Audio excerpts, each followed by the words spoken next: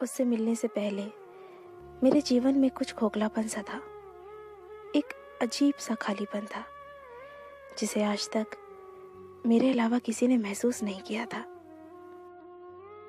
क्योंकि मैं स्वभाव से बहुत चंचल थी, इस कारण मैं कॉलेज में भी और घर में भी लोगों से हमेशा घिरी रहती थी।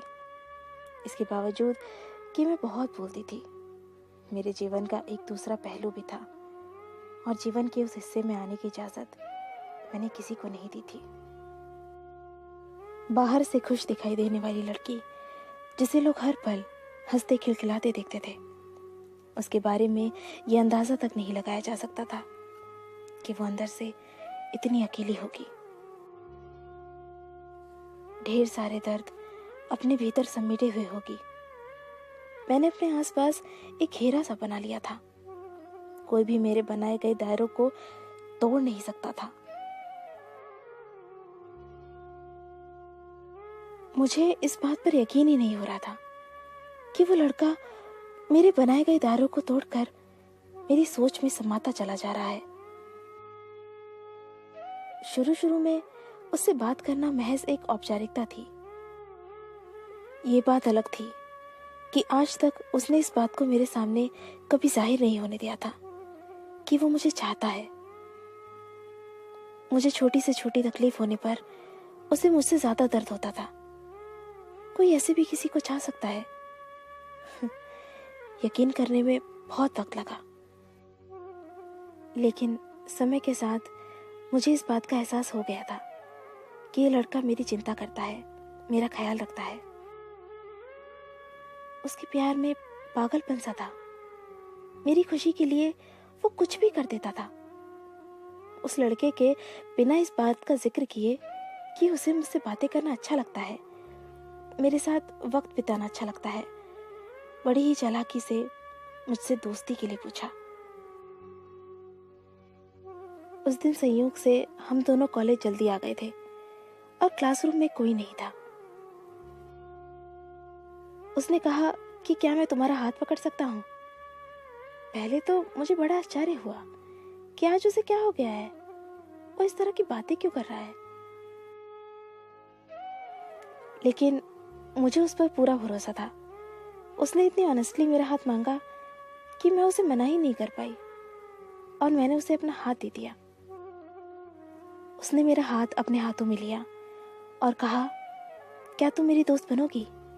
तुम मुझे अच्छी लगती हो और मैं तुम में एक अच्छा दोस्त देखता हूँ, अच्छा इंसान देखता हूँ और मैं चाहता हूँ कि मैं जिंदगी भर तुम्हारा दोस्त बनकर तुम्हारे साथ रहूं। उसने इतनी ईमानदारी से अपनी इस बात को मेरे सामने रखा कि मैं ना नहीं कर पाई और मैंने हाँ कर दिया। उस दिन उसने बस इतना ही कहा और चला गया। मुझसे दोस्ती करने की खुशी मैं साफ साफ उसके चेहरे पर देख सकती थी। मैंने इस बात को बड़े हल्के में लिया। हालांकि मुझे ये सोचकर दिन भर हंसी आ रही थी कि किस तरह से डरते डरते उसने मेरा हाथ पकड़ा था।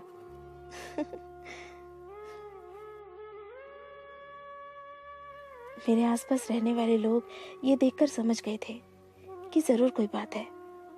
अब हम दोनों अच्छे दोस्त बन गए थे और उसने बड़ी ही चालाकी से मुझसे फोन पर बात करने की इजाजत भी मांग ली थी। अब वो मुझसे रोज फोन पर बातें करने लगा था। अब मुझसे बातें करना मुझे भी अच्छा लगने लगा था। मेरे अंदर क्या चल रहा था मुझे समझ में नहीं आ रहा था। क्यों मैं उसके फोन का इंतजार करने लगी थी? क्यों मैं उसकी ओर खींची चली जा रही थी? क्यों? शायद उससे अपनी बातें शेयर करना मुझे अच्छा लगने लगा था। जब भी मैं उदास होती, किसी को पता चले ना चले, उसे पता चल जाता था और वो मेरी उदासी को दूर करने का हर संभव प्रयास करता था। आखिर एक दिन उसने मुझसे आई लव यू कहा। मुझे वक्त लगा, लेकिन मैंने भी अपने प्यार का इजहार कर दिया। मेरे हर जन्मदिन पर मुझसे ज्यादा खुश होना, मेरे ऊपर हजारों रुपए मना करने के बावजूद खर्च कर देना, वो दीवाना था मेरा। उसने भी मुझे अपना दीवाना बना लिया था।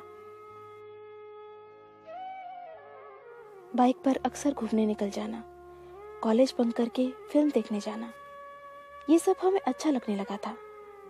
उसकी पूरी दुनिया बन गई थी मैं। मेरी पूजा करता था वो। दिन तेजी से बीतने लगे। हम दोनों दुनिया को भूल चुके थे। प्यार के उस दौर ने हम दोनों को भीतर से बदल दिया था। हमने प्यार की ढेरों कस्में खाई और ढेरों वादे किए। वक्त ने करवट लिया। मेरे पिताजी ने 20-21 साल की उम्र में ही मेरी शादी पक्की कर दी। अंदर से मेरा हाल बेहाल था, लेकिन वो मुझसे ज्यादा बेहाल था। वो किसी भी हद तक जाने को तैयार था मेरा साथ पाने के लिए, लेकिन मैं जानती थी कि अगर मैं घर से भाग जाती हूँ तो मेरे घर वालों का समाज में जीना मुश्किल हो जाएगा। कड़े मन से मैंने उसके साथ जाने से इनकार कर दिया। वो हर दिन सैकड़ों बार कोशिश करता कि मेरे फैसले को बदल पाए, लेकिन मैं नहीं मानी।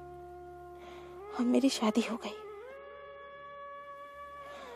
अपनी शादी के कुछ महीनों के बाद मेरी उससे मुलाकात हुई। उसने अपना हाल बेहाल कर लिया था। उसने कहा कि वो मुझसे मिलने से पहले भी अकेला था और मेरे जाने के बाद फिर से अकेला हो गया। उसने कहा कि वो हमारे कस्मों और वादों को पूरा करेगा। वो कहता है कि प्यार की लड़ाई तो वो हार गया है, पर प्यार की जंग वो जरूर जीतेगा। वो कहता है कि तुम भले मेरा साथ ना दे सको, मेरा प्यार तो मेरे साथ है ना। मेरे प्यार के सहारे उसने जिंदगी में आगे बढ़ने की ठानी है।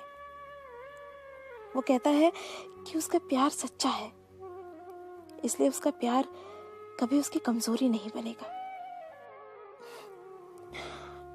मुझे अपनी गलती का एहसास है, क्योंकि मेरा प्यार मुझसे ज्यादा दुखी है और मैंने उसकी जिंदगी को बर्बाद कर दिया है। मैं उस दीवाने के प्यार को सलाम करती हूँ, जिसके पास न मेरा तन है, न मेरा समय, न मेरा जीवन, पर अब भी वो मुझसे प्यार करता है। पर उस दिन उसने मुझसे झूठ बोला था।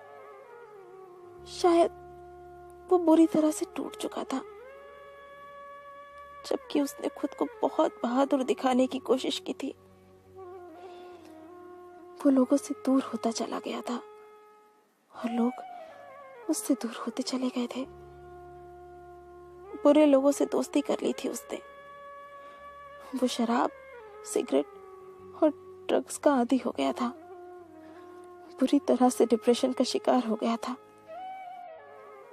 और अंत में एक दिन उसने आत्महत्या कर ली। ये था इस कहानी का अंत। मैं ना तो जीते जी उसके साथ रह पाई, ना उसके अंतिम समय में उसका साथ निभा पाई।